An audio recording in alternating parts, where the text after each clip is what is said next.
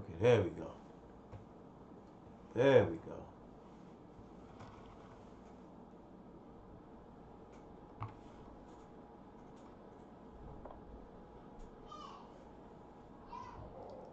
Here we go. Here we go. What's up? What's up? What's up, Facebook family? This is your boy. This is Daniel Haru, the comedic atheist, and I'm live here, just going over the debate that Chris Harris had with Judah Natz.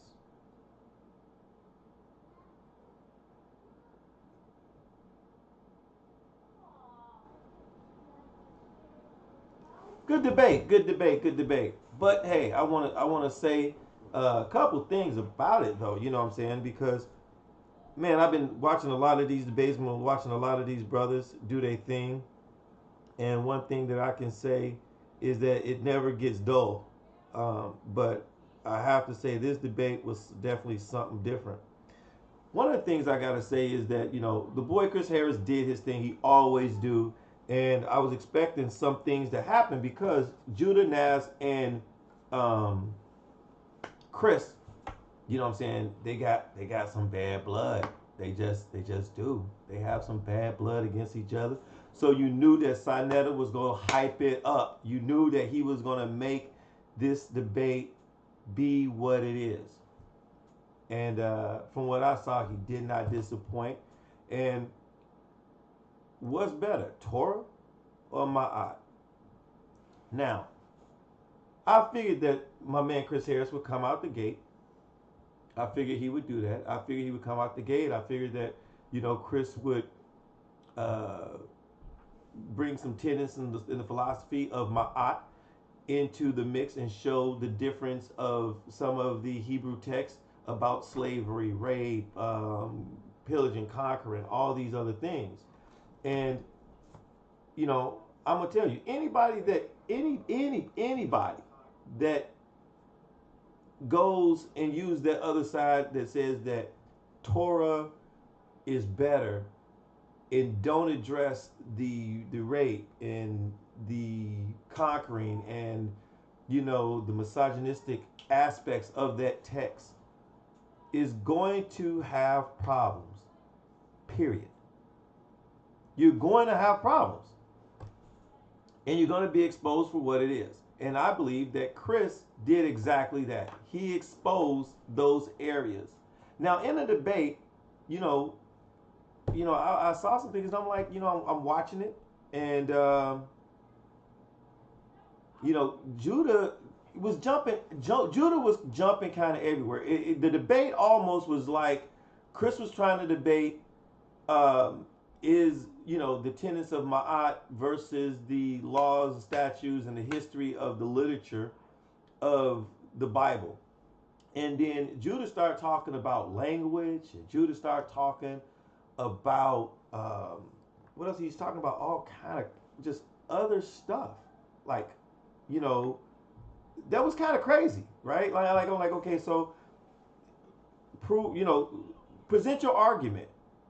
You started to talk about, you know, things that Abraham taught, um, Kemet astrology. Now, anybody that believes that is a fool. Anybody that believes that is just plumb out crazy, right? Chris exposed it. He gave a timeline of when they were there, when they weren't there. And bottom line is, who taught Abraham?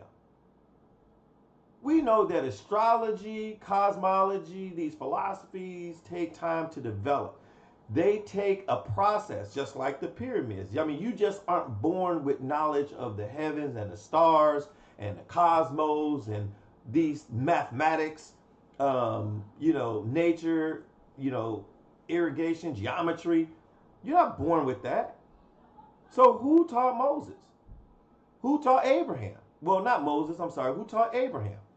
Because in the literature it says Moses was taught all the ways of Egyptian. He didn't exist. But let's just go with the literature. Abraham's profession, he was a goat herder. His profession was he attended to sheep or goat, and he spent many nights in the wilderness watching over the flock so that the sheep wouldn't get eaten by wild animals, by predators. That's what he did. In between that time, I would like to know what type of books did he get, what type of instruction that he get, while he was tending sheep, protecting the flock, feeding his family, doing trade, that he acquired this knowledge. Now, when he did this, I looked up the book and I looked up some of the stuff that he was saying as he was going. And he said that he read it from the book of Enoch. But in the passage that he read, that when I looked it up, it said that God gave him this knowledge before he went to Egypt. So which is it? I don't know. You tell me. Did God give you this knowledge? Was it divinely inspired like Muhammad? Or did someone teach it to you? Because when you're reading the book of Enoch and then you're reading the King James Version, no one tells you about anyone being taught, Abraham being taught anything. Abraham wouldn't have been of no importance to the Egyptian king or pharaohs or anybody like that in that nature if he existed. He was a lonely sheep herder, period. Chris goes on and starts to explain the different historical finds and the historical information about the different periods and centuries in which he would have been placed and when they got in touch with different people. Because apparently, there's this kick now that everybody brought something to Kemet, except for the Africans. Really, it was Southwest Asia. It was, according to Judah, it was the Hindus. It was Sumeria. It was all these other people, and then from there, this collage of shit just came out, and now we got Egypt. That's just how it was. It was some crazy. The debate just went off. It went off. I don't really know how Sa Neter is a great brother. Sa Neter controlled the pace. He kept it interesting. But I know Sa Neter had to be thinking like, what the hell is Judah talking about? Why is Judah over in right field? What is Judah talking about right now? I don't really know. But let's keep it going. Let's keep it going. We got views. You got to keep it going. Because I know he was thinking that. And I know Chris was too busy trying to figure out how I'm going to argue against somebody that's all over the place. He's all over the place. So, how do you hold on, let me get my boy right here. Let me copy this real quick. How do you debate that? You know what I'm saying? I really don't know how you would debate that. It's just crazy. And then some of the questions, like, you don't have any evidence that you did, that they were there. None. But they were there. Then you say they got destroyed. Well, how are we supposed to know they got destroyed?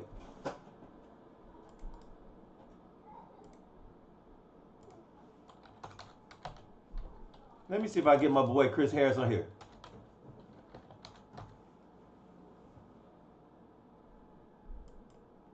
Let me see if I can get my boy Chris Harris on here.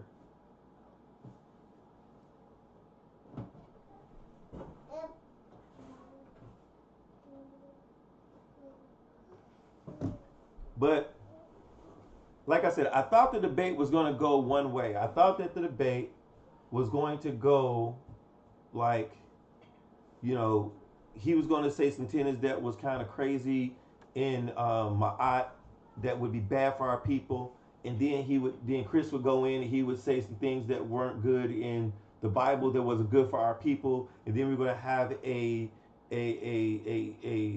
equal comparison of the two philosophies versus religion, right? And it just didn't go that way. You know, he talked about how Chris didn't believe in Maat and fuck the pharaohs. Who cares? That's not the debate. As a former judge of a debate league, and knowing a lot of these guys who do debate, and speaking to some of the heavy hitters that debate on multiple platforms, that wasn't debate. It was a clear sign of someone trying to do a character assassination before the debate happened. Right? Good tactic, but it just didn't work. Not on the HOK. Those things aren't going to work because the people are interested in the information. They don't care about, okay, Chris said that fuck the pharaohs and fuck Egypt, whatever, right?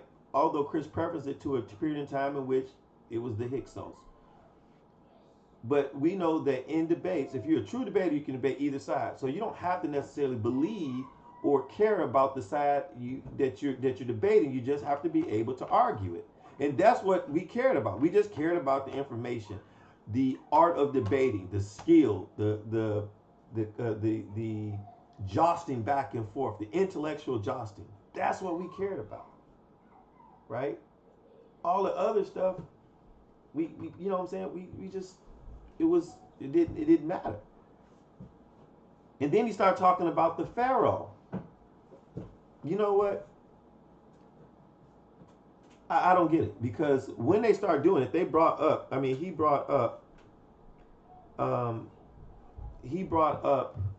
like, you need a pharaoh to follow my eye, and you understand, you don't need anyone to follow tenets of a way of life, a philosophy of a way of life. You just need to follow it the best that you can. And that's what the brother, that's what Chris was trying to tell him. This is my eye, and the pharaoh is supposed to be the representation of my eye, but you don't need the pharaoh. The pharaoh is to maintain it. It's not that you can't follow it if he doesn't follow it. You know what I'm saying? And my eye on the way of the scales was an individual person's affirmations of a way of life, and those way of life, because people keep talking about they don't have laws. Well, laws are for the lawless. If you got the 10 Commandments, plus I don't know, over 100 some laws, how crazy is your society? How deviant are you people that you have to create all these laws because you can't behave? Maybe if you studied a philosophy and practice its tenets based on your connection and your relation with nature, maybe you wouldn't need so many laws. Maybe if you follow just principles, right, that would take care of laws. Because some of the laws, we say some of the laws are laws for priests, and some of the laws, I guess, for somebody else. But some of the laws are kind of repetitive. So if you just follow the principle, right? If you said, like, thou shalt not steal, right? That kind of covers a wide range of things that you should not do. You shouldn't take from somebody. If you say that I have not taken bread from a woman or child, right? That kind of covers a few things that, you don't have to keep repeating it, right? The balance with nature is in place because your tenets is based upon your relationship with nature and your study of the cosmos and how all this interacts. So to say that, oh, well, Maat doesn't have any laws, is never going to win you an argument. It just won't do it.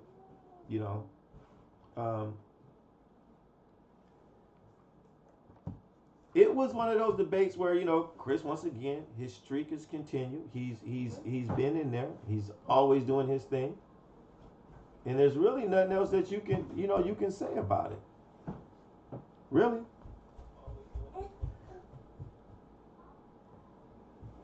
But these general and wide statements of there were Semites there. These blanketed statements, there were Semites there.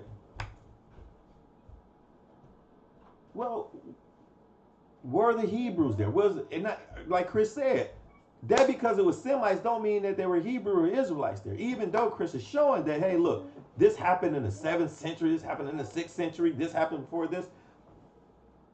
You know, it's kind of one of those things where let me throw something in the dark, let me see if something happens, let me see if I can make some type of connection. Maybe I can get some people on my side. Maybe I can turn it if I say enough, you know, bullshit. Maybe I can kind of sway the conversation and draw him away from the actual debate. It's crazy. It's crazy. So,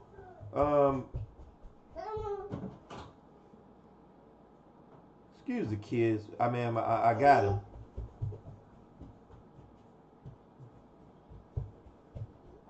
But I mean, you know what I'm saying? That's how it is, man. But you know, good debate though. I like Sa Neter shows. But brother Judah, you've been on there a few times, you know, and you one of the I would say one of the forefront figures of the Hebrew community that's on social media. And I think a lot of your, you know, is just rhetoric. But in this debate, I mean, even the sources that you show were articles. Like, you know, they were like articles. And articles that could be easily debunked, articles that wasn't really supported. You need to build on that. But as you was building on it, Chris was another article. Another article. It was one of those things where, you know, Chris was consistently emotional, damn it. Just on Judah. On Judah, on Judah, on Judah. And then what's even crazier, and I gotta say this, I have to say this. Why is it that every time that there's a debate and somebody loses,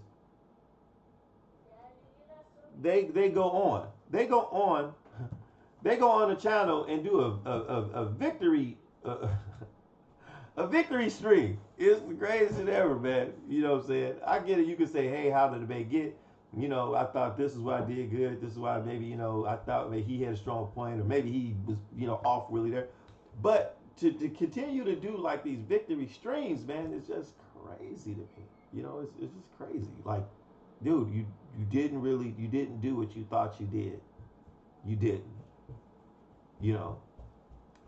And so, man, you know, once again, as they say on HOK, you know, source up or shut up. Nobody's taking anything from, you know, ain't taking anything that says, well, you know, it's been destroyed.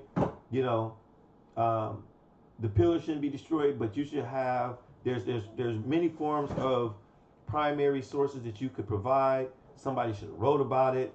There should be something there, some account from that period that showed that those buildings and everything was there. At least the foundation would be there. You might destroy the buildings, but you can at least find the foundation.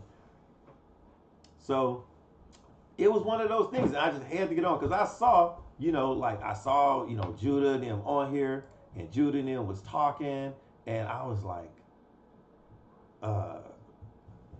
what are they talking about, man? Like, you know, the debate didn't go that way. It just didn't.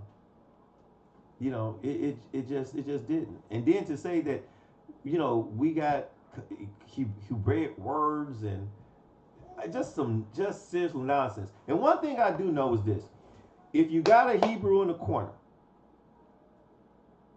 he has nowhere to go. He's running the Sumer, even though they're not Sumerian. They're Semitic, but they're not even Sumerian. But they run the Sumer, and they try to put Sumer as their foundation of where they've been.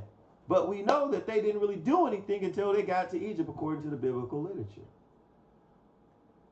We know that even in today, we will say that statistically speaking, that the lowest level jobs, I'll just put it this way. The lowest level jobs, are the least educated. The lowest level positions, the lowest level jobs, the medium jobs are the least educated.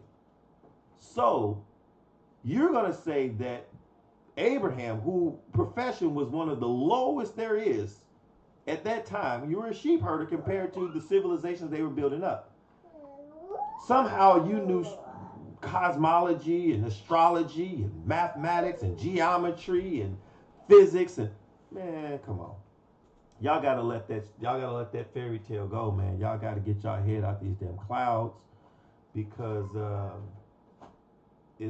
the shit is just not working for y'all.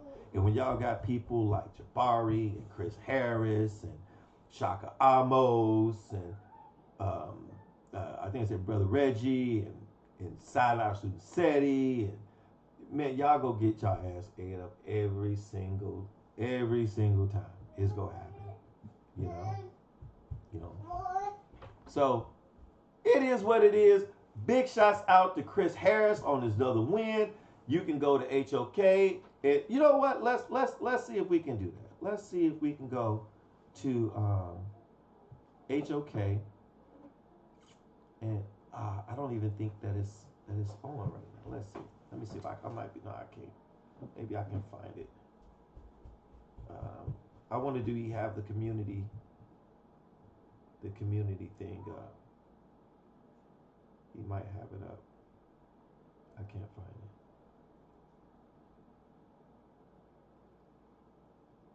Maybe he don't have it up. But I'm sure that Chris won by the majority of votes of people on this thing. And once again, source up or shut up. You ain't gonna get it by entertaining. Not gonna get it in a debate. It's not. You might get it on a panel or just discussion, but that shit doesn't work in a debate against somebody who's, was in your camp, the face of your camp, the champion of your camp, on a high level platform like it is on Sa Neter. So it is what it is. I'm gonna end this stream. I just had to give my shout outs, because when I heard all this nonsense, I was really like,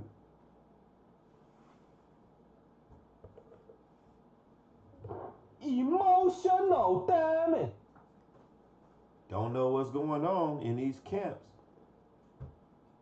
But when you start talking about, Maat versus Torah, and you start talking about the things that they do, they start to do the two-step.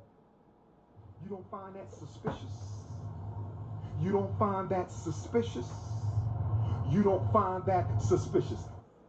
So, once again, big ups to Sa Neter HOK, Chris Harris, Judah Natz try. Hey, good job on the debate. It was entertaining. You got some information out there. That's just my opinion on how it went. Shout out also to SVDL, Solar Vision Debate League, wrapping up in their playoffs. We got some things happen. I heard a little bit of Yanga in his debate. I got to go back and watch it. I was looking for him to go further on. I guess he lost against KOT in the playoffs.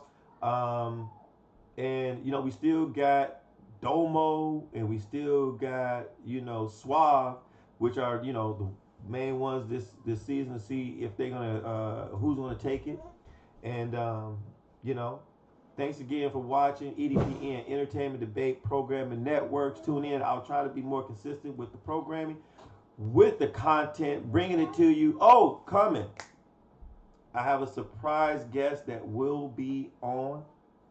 Somebody that's in the community, but they haven't been on the platforms. This is somebody else.